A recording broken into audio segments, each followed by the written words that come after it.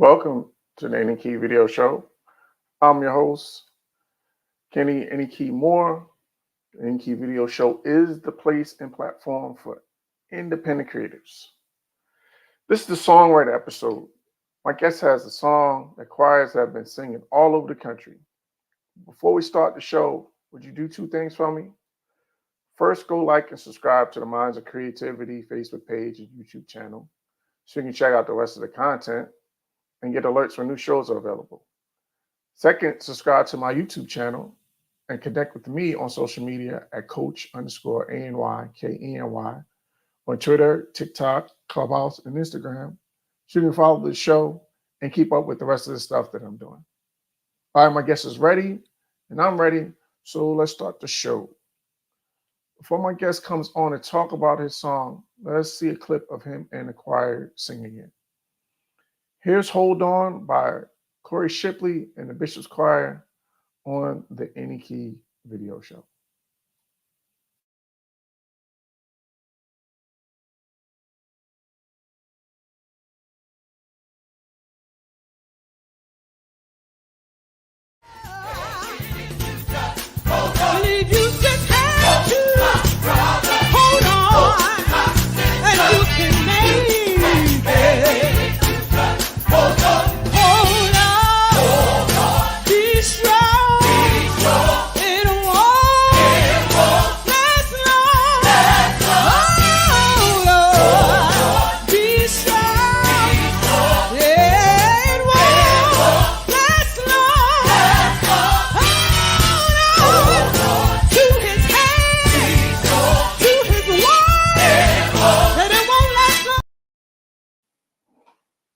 Now joining me is D. Corey Shipley.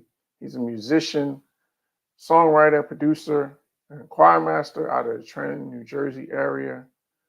You probably have heard this song recently recorded by Ricky Dillard and New Generation for their new project. You just saw a clip of him and his choir. Now let's bring him on and talk about it. Let's get him in here. There he is. Corey. What's Welcome up, back man? to the show, man. Thanks for being on. How you doing? I'm good. Thank you for having me. Oh, man, it's always my pleasure. So listen, man, actually, let's start with this. How gratifying has it been seeing so many choirs singing your song? Man,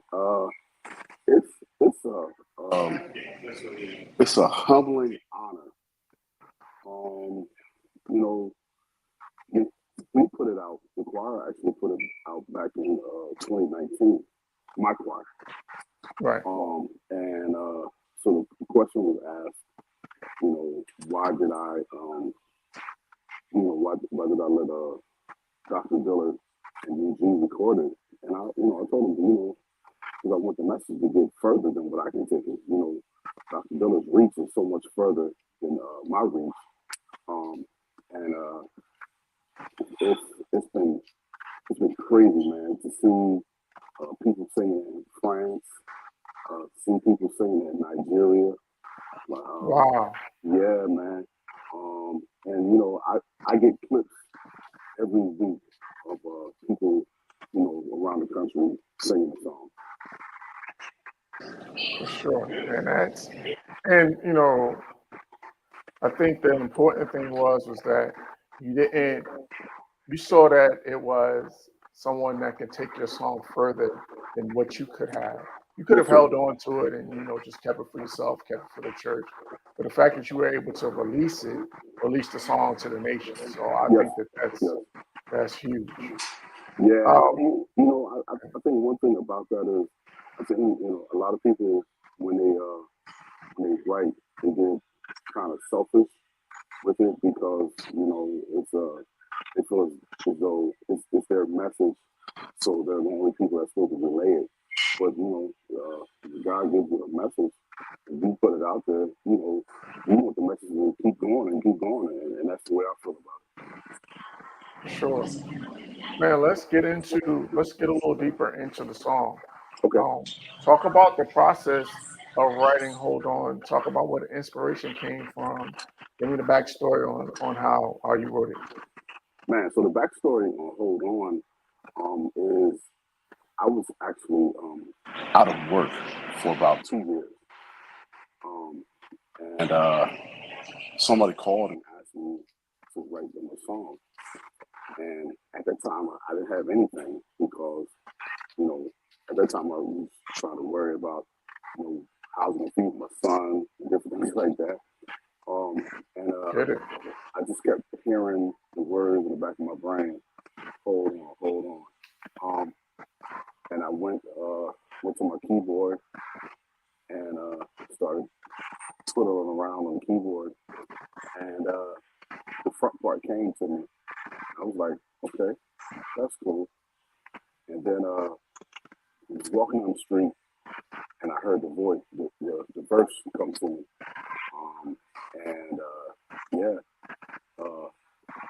We sung it at a concert that we did called I Survived It. And the church loved the song. Like, it was bananas. And I was like, well, let's record and see what happens. And it's been a blessing to the people, all over. It's been a blessing.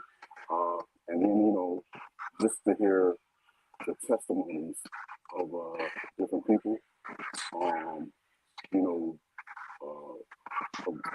them hearing the song and things like that, and even like to hear people that had the same testimony when I wrote the song. Now it's like, it's crazy, and all praise to God, man, for lending me that song, for its people. Yeah, absolutely. So you touched on it a little bit, how you made this song for Dr. Dillard. Talk a little bit more about that. How did that come about? Was it a meeting? Was it a submission, a blind submission? How did the placement come about with it being with Dr. Dillard? Man, so he reached out to me when they were doing the Breakthrough record, when they were getting tuned for the Breakthrough record. But about time he got to my song, they had already selected the songs for it. And he hit me up and he was like, can I do the song? And I was like, sure. I didn't even submit it because he heard it somewhere. And when he was like, I want to record the song, I was like, you can do it, man. You can do whatever you want. So, like I said, he heard it and he wanted to do it, and he hit me up and was like, you ready? And I was like, yeah, I'm ready, but it's whatever. And so I went to the recording, and they did a video, they have a live video of it.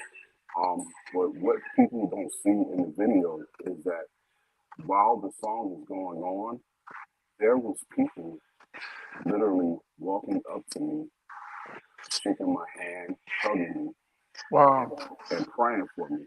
Wow. Yeah, because the message resonated throughout that building. The other thing that you don't see in the video, you see the first reprise, but there was at least 3 more reprises. Even when Hold On was actually the last song of the first half. So when the choir and the band walked off, the audience was still singing the song. Wow. Yeah. That had to be like a pinch me moment. I know you had to be emotional. I know you had to be all over the place, emotional wise, man. I was like, wow. Like, I'm thinking, don't get me wrong, Dr. Dillard, he's recorded some of my music before, but I think it was just the excitement in the room, and like I said, how the song resonated in the room, that like it took my emotions to a whole different level. And like I said, with people walking up to me, shaking my hand and praying for me while the song's going on, I was just like, wow, this is crazy. And then even to know that it was the lead single from the record, that was another thing that was mind blowing. Yeah, yeah. And we talked about this song before, and I said that it was dangerous. I didn't realize it was this dangerous. But I think the biggest thing is that, and it actually leads me to our next question is what are the elements of a good choir song? I think the elements to a good choir song is one, the message, Mm-hmm. two, the arrangement of it, and I guess three would definitely be the delivery. When you look at a lot of gospel songs, they kind of take you on a journey. Mm-hmm. The songs they have their highs and lows, and you have that excitement. Definitely when you get to the vamp of the song, and I think like I said, if you have a good message and good arrangement and good delivery, I think it makes a good song. Yeah, I think what makes Hold On, well, it's a few things I would say that makes Hold On what it is. One is the message of it. Everybody has been in a place in their life where they just had to hold on, where they're just Right. barely making it and they just got to hold on. So I think that's the first thing is that message resonates with anybody because everyone has been at that place in their time in life. Right. So then the second thing is that to your point about the arrangement of it, the song builds. It starts out, it seems real regular, seems so, real basic, and then you just build. And then by the time y'all get to the one, when you got to hold on, it's a wrap. Right. Yeah. You know what I mean? So I think that's important. I think it's the songwriters out there and for people out there that are doing choir music, I think that there's a formula almost. Almost certainly. You know what I'm saying? Yeah. And you touched on it in terms of those three elements. What would you say is the difference between, because I think your song transcends eras. I think it has some of the old and some of the new elements in it. But like with people like, I guess, like the Vincent Bohannons, the Anthony Browns, even shout out to Naja Scott and Divine Anointing. Talk about the difference between the old and the new generation in terms of the choir style and music. Well,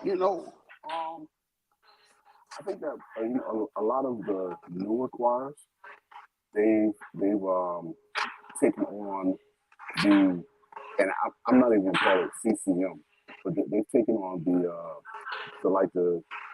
the praise and worship type of situation. A lot of the unison lines and different things like that, with harmonies poking out and everything like that.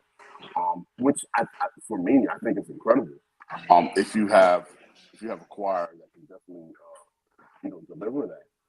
But not all choirs can deliver that. But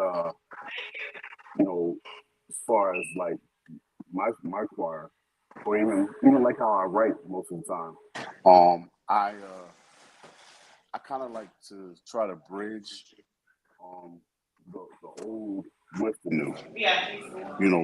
Especially if I know who I'm writing for. I try to bridge that gap.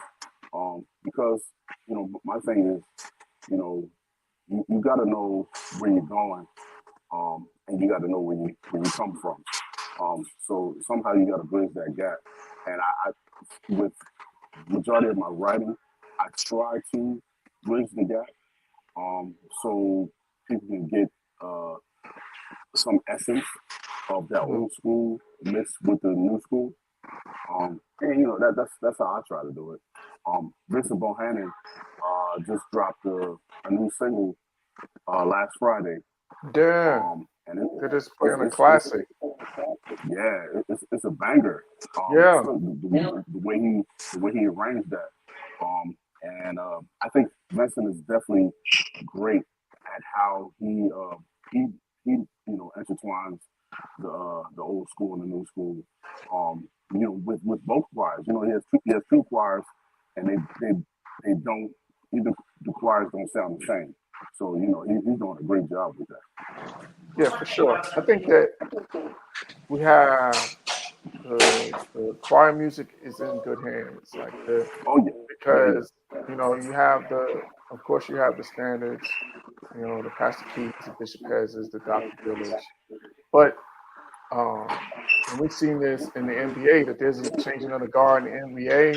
We're watching these playoffs and we've seen the changing of the guard. There's eventually going to be a changing of the guard in terms of choir music. So I think that that it's in good hands, and I feel good about the direction in which choir music is going, and it's not going to die. No, not at all. Not at all. Yeah, I'm not gonna lie, I was a little concerned about that because it seemed like praise teams were starting to, right?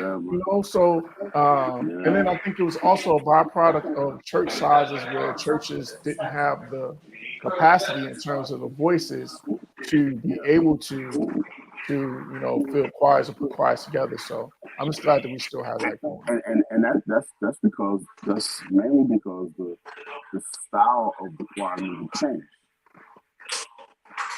When the style of the choir music changed, a lot of the singers that sang in church choirs, because they're not vocally trained.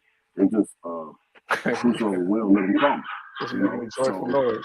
Yeah, exactly. So when they hear some of this newer stuff, they're like, "Oh man, I can't sing that."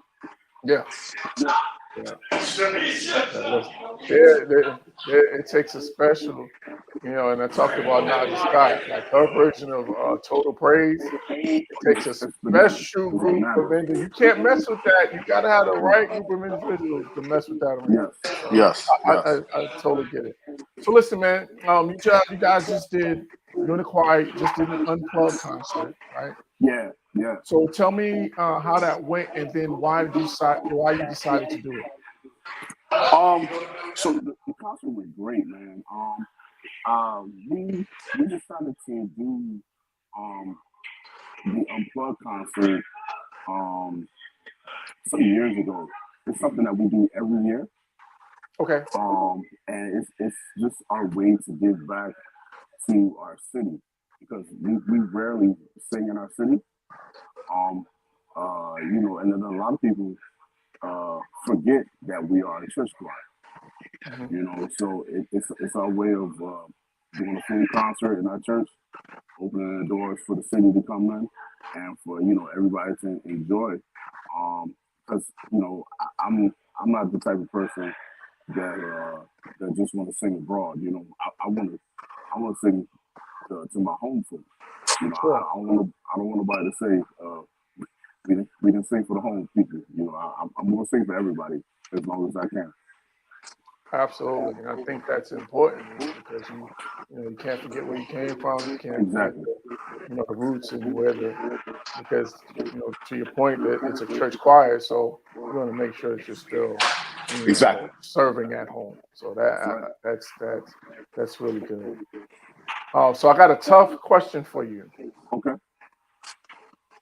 Put together your dream band of New Jersey musicians. So I told you it was tough. So here's what you got: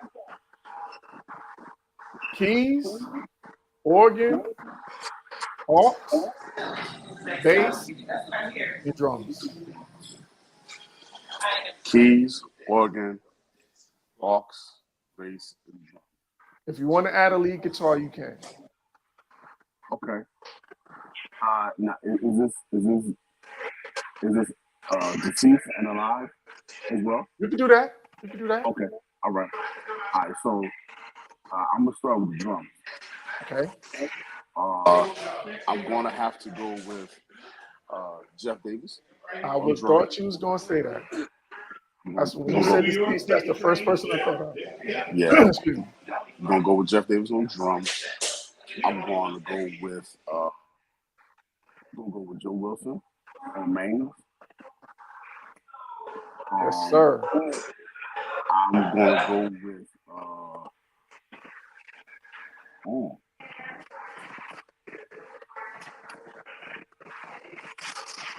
on bass. I'm gonna go. I'm gonna always rock with my bass player, Rob Ruffles. Okay. All right. On team, nothing wrong with that. Yeah.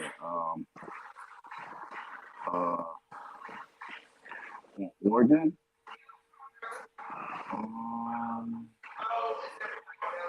Man, it's a lot of cats from Oregon. Let's go with Jared Howard out of Atlantic City. Okay. Very, very versatile guy. August.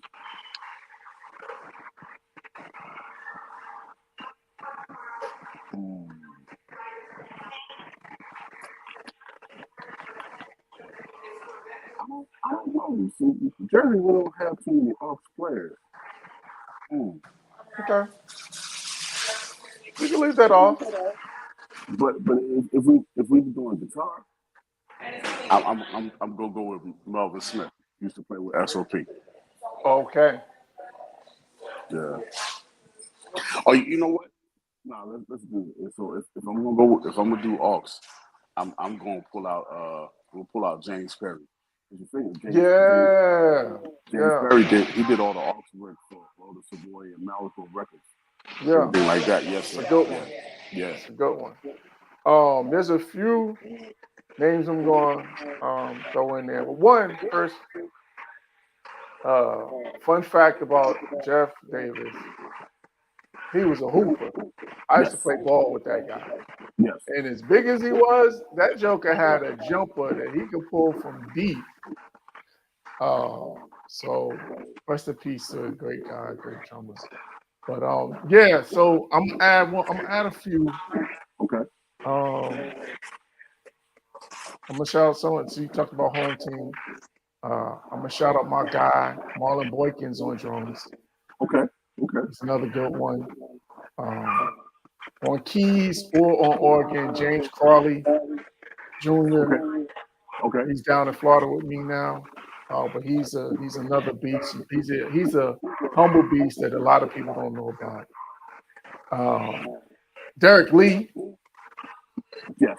Gotta rest in peace to him. We gotta throw him in there. Please. Yes, that's right. We gotta give him his flowers. He's another one. Yes, sir. And also I'm gonna shout out Aunt Nellie, Lionel Andrews. Okay. Another one. So there's a lot. And if you're going that route, you can't leave Crawford out. Carlton Pope. Yes, sir. Yes, indeed. So it was a tough question. Once you start doing this, it's hard to pick. But the great thing is that New Jersey has a long lineage of great musicians. So just a little fun question I want to throw in. Most certainly. You know what I mean? I don't even count myself in the musician part no more. I don't. I get it. Because I played in New York. Shout out to my home church in the Bronx, Pure Gospel. So I don't even bring and when it comes to anything in terms of musician, there's so many guys in New York. I don't even play with myself and try to put myself in that list. So listen, as we get ready to wrap up, tell me what's next for you writing wise. Is there more projects on the way? And then also tell my audience how they can connect with you and follow you on social media. Sure. I have some songs out now, awaiting placement. As well as getting ready to finalize the producer for my EP, my personal EP. Okay. Yeah. So I did one a long time ago, but I kind of put it off. I was signed to a label, and the label fell through. So I got discouraged, and then didn't put it out. So I have some new songs that Are you gonna do it yourself? Yeah, You put it out yourself? Okay. Yeah. I have some new songs that I wrote that God specifically told me that they were for me to put out. And so I'm working on that stuff now. Trying to finalize everything. Just like I said, just trying to finalize who's going to produce it. And preferably, I have that out by the end of this year. Okay. Yeah. If you want to reach out to me on all social media, it's D Corey Shipley on Facebook, on Instagram, and what's that other thing called? TikTok. And what's that? What's the other thing from Instagram? X, Twitter. Do you use Twitter? I do Twitter. So yeah, I'm D Corey Shipley on that. But what's that other thing that's with Instagram now? Oh, Threads, maybe? Threads. Yeah, Threads. I'm on Threads as well. Okay, yeah, I haven't messed with that one yet. Yeah. So Threads is Instagram's Twitter. Gotcha. Yeah. Okay. Well, I've been getting things to people wanting me to subscribe to their Threads channel, but so I don't know. I'm actually trying to take some of this social media stuff off my plate. Nah, I got you. You know what I mean? Because it's a lot. I got a lot of things going on between head coaching a high school team, and we're launching a scholarship and with the HBCU with Virginia State to start. And so I'm actually looking for an intern. So if anybody watching, whoever watches this, if you know what I mean? You gotta make your request known, as the word says. That's right. You're looking for, if you want to be an intern, DM me or inbox me, email me, send a CAD picture, whatever you want to do. But listen, man, Corey, first, let me say, one, I'm super excited for you. I think this is a long time coming.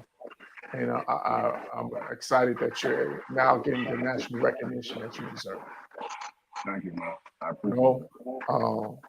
Because as an indie and you're grinding, and a lot of times you're doing it on your own, off your own pocket, just seeing fruits of your labor on this level, man, I'm just super excited for you. So I'm just waiting. I'm waiting to see, stellar time. I'm waiting to see you up there being nominated. You up on that stage. The record in itself is nominated. The record is nominated 9 times.